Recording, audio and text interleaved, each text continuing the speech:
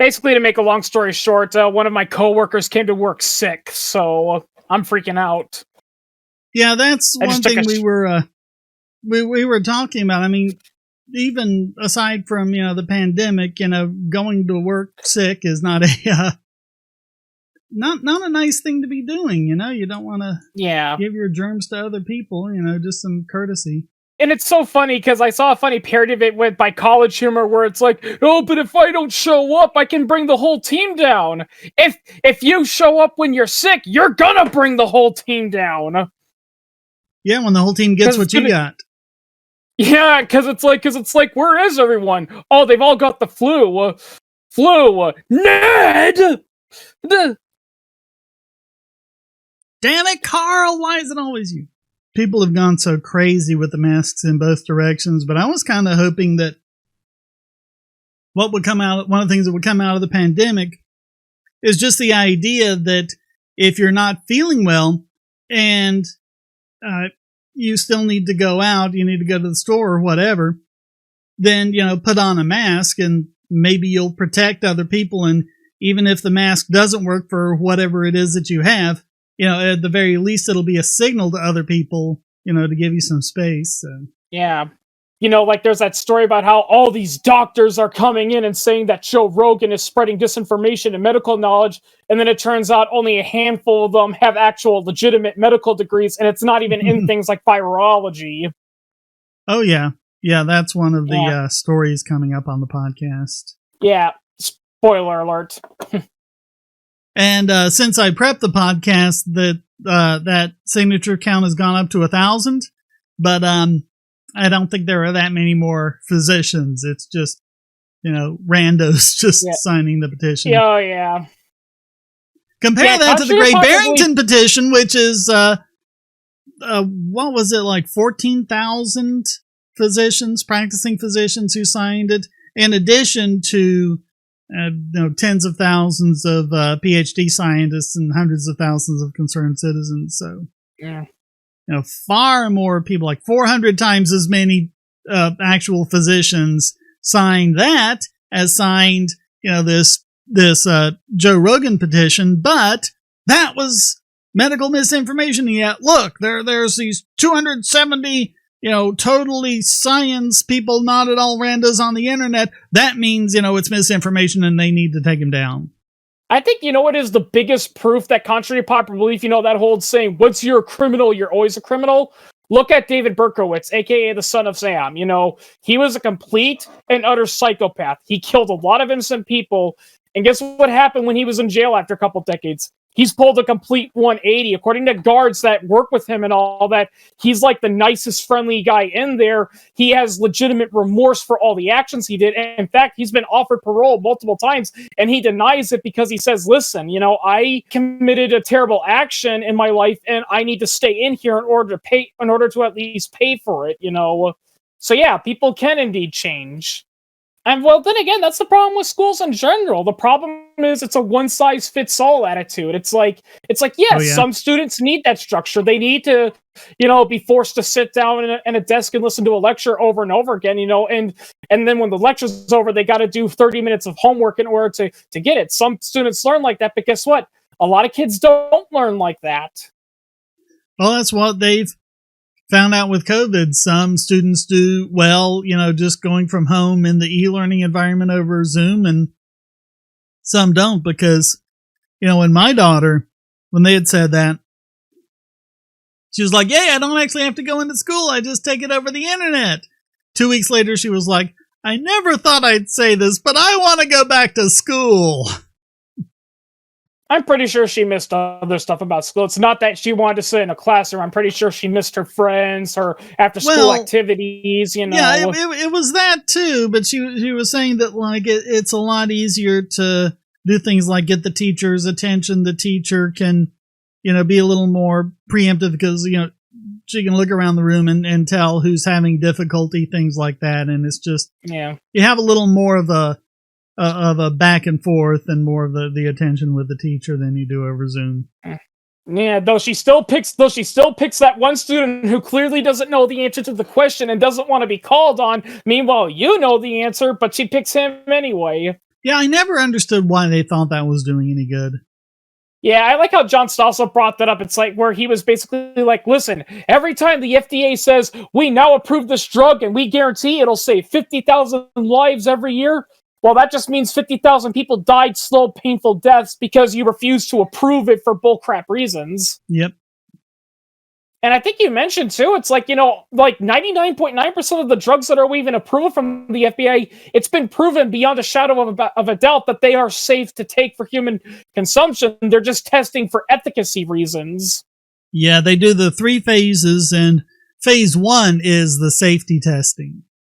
Yeah. And like with the COVID vaccine, they went through the phase 1 testing, and then Operation Warp Speed was there to do the emergency use authorization so that they didn't have to wait for phase 2 and phase 3 with it.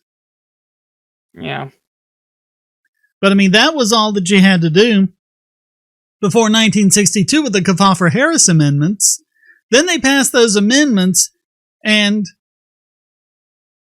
I mean, just so many people have died waiting for medicines. Medicines have taken longer. They're more expensive. It's just, it's a lot harder to make a competing pharmaceutical company. It pretty much stopped development of novel antibiotics in its tracks. There have only been a couple, since then, when they were passing them like crazy beforehand. And we're gonna be in trouble if we don't get any more of those. Because the only ones they've been coming out with really are just tweaks of the pre-existing ones. But novel new. Contrary to what they've taught you in biology class, overuse of antibiotics is not the reason why we have powerful, superbugs like MRSA. Yeah, it's just the fact that we're using the antibiotics and they just, find ways around it. And it's mostly like hospitals and operating rooms because surgery as we know it would be impossible without broad spectrum antibiotics. But what happens if all these germs, evolve a resistance to it and we don't have any novel new antibiotics by then that don't work on a mechanism that they figured out a way around? What's going to happen to surgery? Yep, exactly. We're going to go back to, okay, your appendix is going to explode and kill you, so we'll do the surgery, but the surgery might kill you.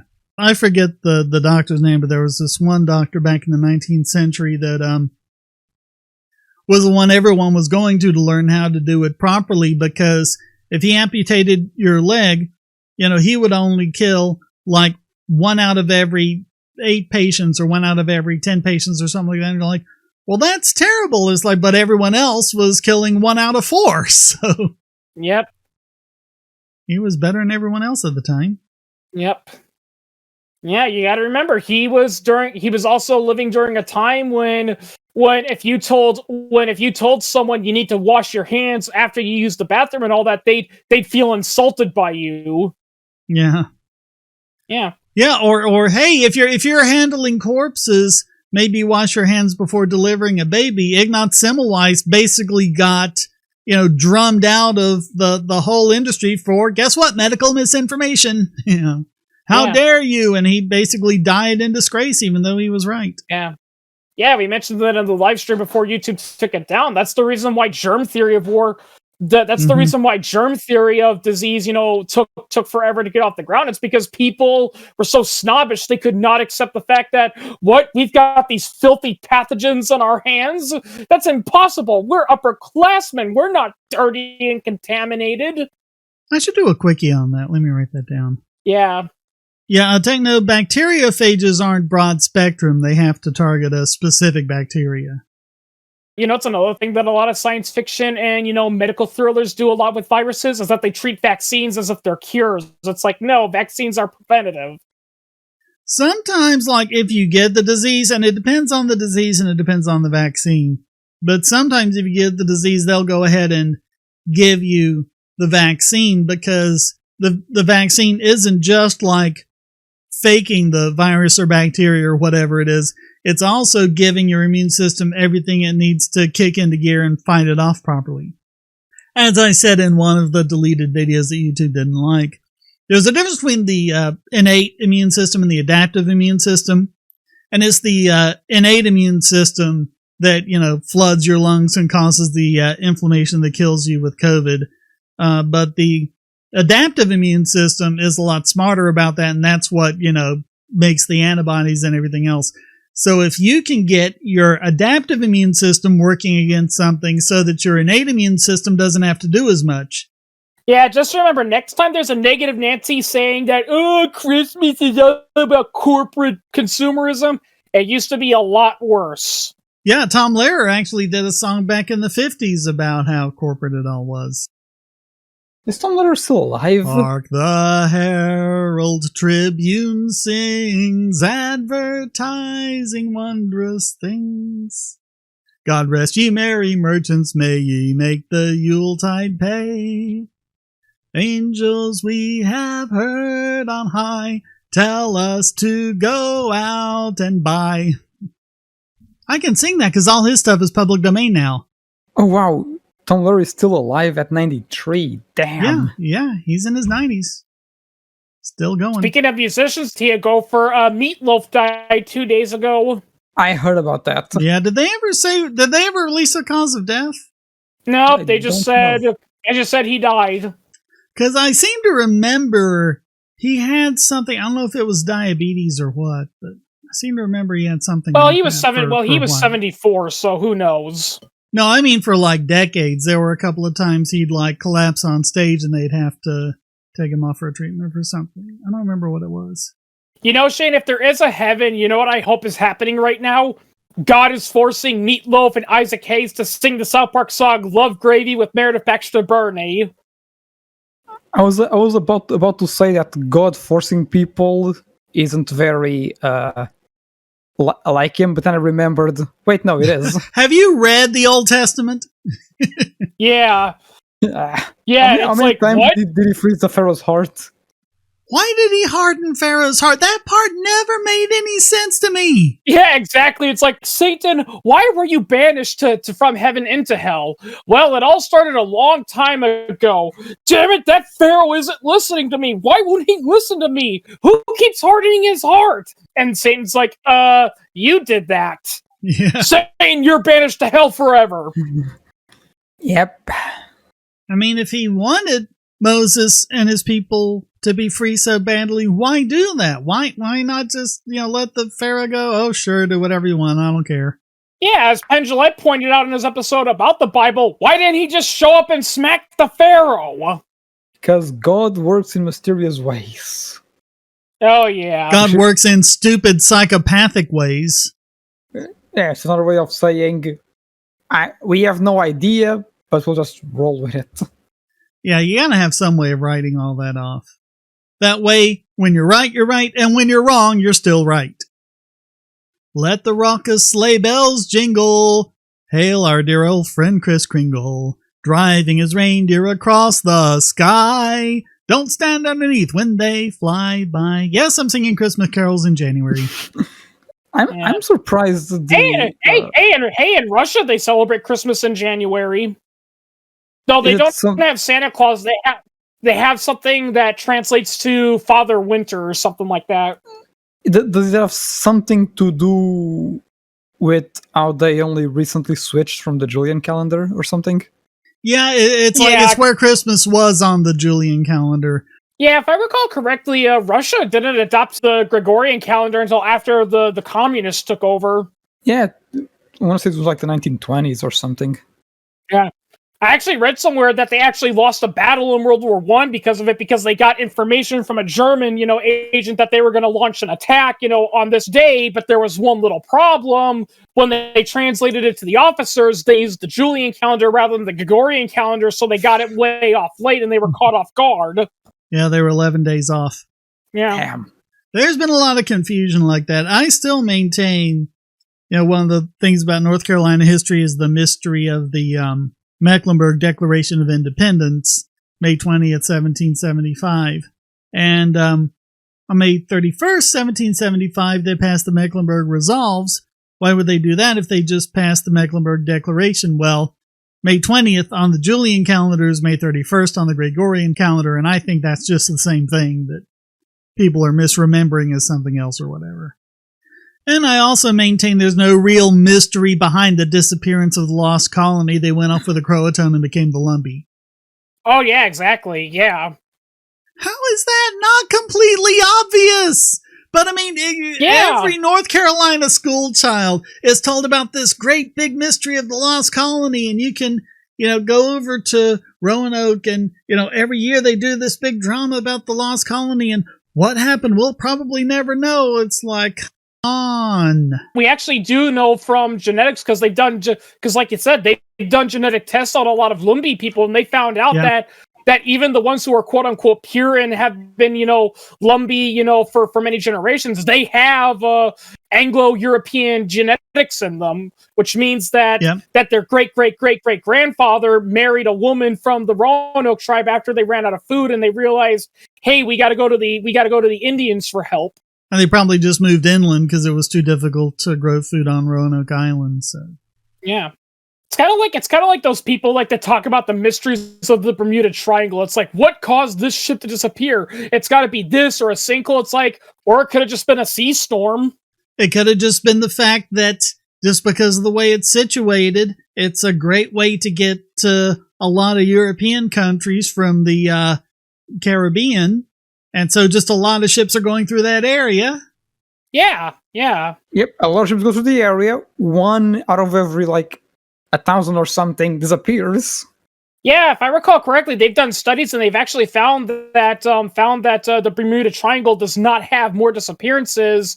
And the only reason why numerically it appears to have so many disappearances is because, like you said, it's a very common shipping area, and there's thousands of ships going through it, every day.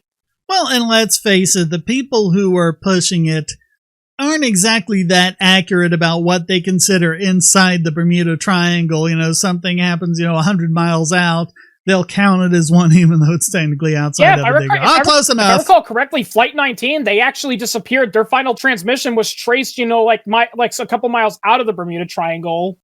Well, and a lot of those flights they found are just because of trying to navigate through storm systems. Yep. And actually, with Flight 19, we know what caused them. We know what caused them to get lost. And contrary to popular belief, their instruments were not malfunctioning. It was because Taylor, he thought he was over the Florida Keys when he was actually over Bermuda. Well, those instrument malfunctions, it's really just because there are a lot of really low pressure systems in the Bermuda Triangle just from the weather patterns. And altimeters work by... They actually measure air pressure, not altitude. And they just kind of assume that if it's this air pressure, you're at this altitude. And so all these planes are thinking there when they don't have, when they're in a cloud or something like that and they don't have visibility, they assume they're at a much higher altitude than they really are. But yeah, I saw a video about Flight 19 and we see the transmission and it's pretty clearly that the cause of them getting lost was because the pilot, for whatever reason, he thought he was over the Florida Keys because Taylor told his guys, hey, we're over land. I think we're over land a little bit too soon. We must be in the Florida Keys. And his team and the command tower said, you're over where you're supposed to be. You're not over the Florida Keys. But Taylor's like, no, that's definitely the Florida Keys. Guys, we're off course. Let's go north. But that just took him out into the Atlantic Ocean. So when he wasn't getting anywhere, he's like, oh crap, we're in the Gulf of Mexico. And it's like, and his guys are like, no, you're not in the Gulf of Mexico. You're in the Atlantic. Go west. He's like, no, we're in the Gulf of Mexico. Come on, guys, let's go east so we reach landward. Well, that just took them far out to the Atlantic. And by the time they realized, Taylor, we're in the Atlantic Ocean, we need to be going west, it was too late. They ran out of gas. Some people are just too stubborn. I think that's probably what happened with Taylor, is that he was one of those cases where it's like, no, I've flown this route so many times, I'm a veteran, I know what I'm doing, which sadly we see with a lot of quote-unquote professionals. It's like, no, I know what I'm doing, I can't be wrong. Yep, that's a dangerous point of view. Yep. I don't understand some people. It's okay to be wrong. No shame in that. That's the problem with humanity. We're proud. I think that's the biggest flaw with humanity. We're proud creatures. We think that being wrong means, oh, yep, you're wrong. You're a liar. Everything you say and do is for nothing. It's like, no, you were just wrong. It happens. Or it's pretty funny. They're like, I don't know what to do. What should I listen to? Why don't you try listening to your heart? Okay. it's going. So I listened to my heart, and it says a few minutes later. It says a few minutes later, "Mommy, I listened to my heart, and I think I need to see a doctor because I might have an irregular heartbeat." Yeah. Mommy, what does it mean if my heart is beatboxing?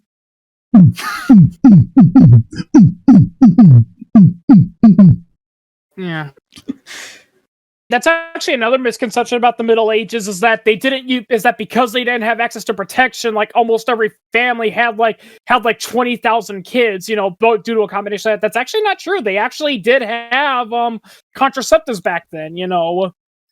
Yeah, they had like condoms they made out of sheepskin that would protect against pregnancy but not STDs, and they also had some IUDs that were fairly effective. You know what I mean? And the thing is, and in the Bible, there's that one story where there's a guy who suspects that his wife cheated on him or something, and so he prays to God, and God tells him to make a drink out of like ash and like something else, and then if nothing happens, then the woman did not cheat on him. But if the woman had cheated on the guy, then like she would feel bad, or like you would start convulsing and whatnot. And I forget the wording, but it was basically an abortion by God would happen. An abortifactant. Oh yeah, I mean that's the thing too. It's like people. It's like there's stuff that's in the Bible that, you know, you think that actually ironically contradicts a lot of that stuff, because it's like, oh, homosexuality is bad. There's homosexual acts in the Bible that go unnoticed. Probably, you know, it's the funniest thing ever is when people say magic is evil because it goes against God. Yet we have people performing magic all the time, and it's condoned by God. Yeah. Well, and they also say, well, you know, we can't have gay marriage because it's one man and one woman. It's like there's polygamy all over the place in the Old Testament. Also, I love when people say that homosexuality is unnatural, because even though it's been observed in every single species of mammal. Yeah, so many examples of animals. Yeah. Even penguins. You know. Yeah. Oh, there's all sorts of weird things that happen when you kind of reminds me of this one thing I saw one time. I don't know if it was a cartoon or comedy one time, but this one kid is forced to go to Bible camp, and one of the rules is that you have to read a Bible verse at the end of the day. So as an act of rebellion, he doesn't name a Bible verse, but he recites the violent over hypersexualized ones, because they do exist. Like, you know, like you said, he tells the story about, you know, the abortion. He tells the story about how David pretty much launched a genocide on the Philistines. I can't remember which book that was. I think it happened in the King of Kings book. He reads stories from the Song of Psalms, which is nothing but sexual poems.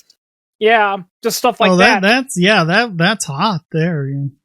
Solomon had a lot to sing about, apparently. Oh yeah, you see all those Bible movies. If someone were to actually make a movie of the Bible, no ratings board would touch it. It would be censored from everywhere. Oh yeah. It would be censored by most places as too pornographic. It would be censored by porn sites as too violent and gory. And yeah. I was expecting not to say much, but I guess this stream I said more than usual. Yeah, it's been great. I'm pretty much the stereotypical. If you drew a stereotypical jack of all trades, that would be me. I know a little about everything, but not that much. And Chris has been uncharacteristically quiet through this whole thing. Yeah, I'm back. Sorry. Yeah, we're just wrapping it up. You got anything you want to get out before we... Nah, I'm good. All right, yeah.